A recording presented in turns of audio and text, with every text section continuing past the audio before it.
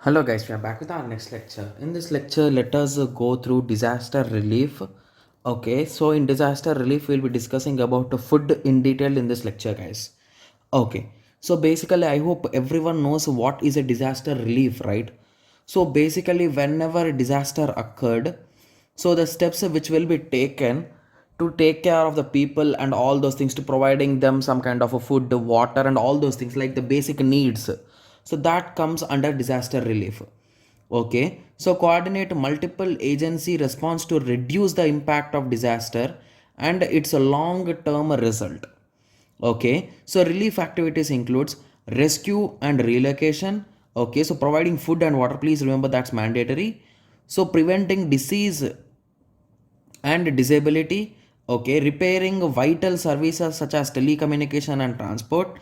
Yes, providing temporary shelter and emergency health care. Okay, so these are the main things, guys, that the disaster relief will be having them. Okay. Okay, so similarly, you can say that the components of a disaster relief, like what are the things that will be taken care, are nothing but food, water, hygiene, sanitization, okay, and waste management, guys. So basically, to be clear, we'll be discussing about all these in our upcoming lectures, guys. Okay, so don't think too much and just watch the lectures, guys. You'll be having a clear idea on all the topics. Okay. Okay, so in this lecture, let us continue with the introduction of food and everything. Okay. Okay, so I hope everyone knows that food and water are the basic needs for a person, right? Yes. Okay, similarly, prepare an emergency food supply. So basically, disaster will not say you like, I'm coming, hi, I'm coming, be careful, like that will not say, right? So you should be ready in any kind of situation. So the food should be prepared, like there should be some plans, like if a disaster occurs at that place, we need to get food from this place, like that you should have some plans. So a disaster can easily disrupt the food supply, so plan to have at least 3 days of food supply. Okay, so basically, if you are even planning for getting of a food from some particular place, you need to have some long-term plans.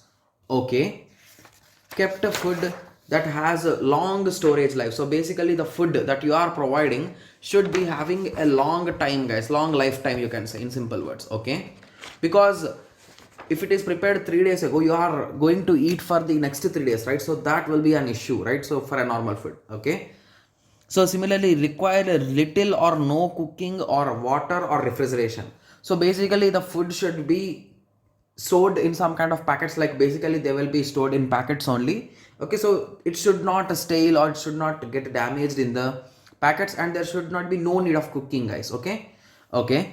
Similarly, meets the needs of babies or any other family members. So basically, the food should be edible, and it should be good for any kind of people, guys, like for babies and for elderly people and for youngerly. Okay, for everyone.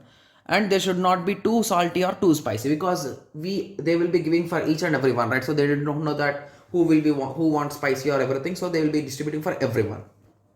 Okay, so how to store emergency food? Okay, so whenever you are storing the food, you should always check the expiry date, guys. Okay. Okay, so use and replace food before its expiry date. So basically, if the expiry date is nearer, so you should use it in a relief camp or somewhere, or you can donate it to someone, guys, because food is one of the most common need of a common person, right? Yes. So the ideal location is a cool, dry, dark places. The temperature should be in between 40 degrees to 70 degrees to store the food, guys. Okay, store food always from the range of refrigerator exhaustions. Okay, similarly, store food away from petroleum products or kerosene, because the fragrances and everything will be affecting the food, guys. So that is the reason why we always try to avoid them.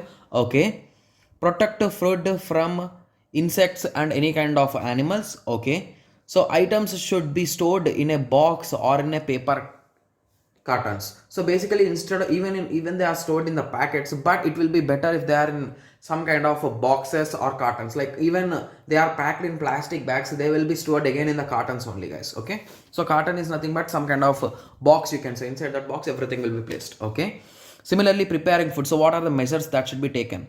So preparing food may be difficult due to the damage to your house and a loss of electricity or gas or water. Okay, So cooking utensils and everything should be taken care, like knives, spoons, and everything should be taken care, guys. Okay. Okay, so basically you can use some fuel and all those things instead of using gas and everything. Okay. Okay, so this is all about food, guys. So how the food and what are the emergency situations and everything. Okay, so I hope everyone got some basic idea about disaster relief and about food. So in the next lecture we'll be continuing with the water, guys. Okay, so let us meet in the next lecture. Thank you, thanks for watching.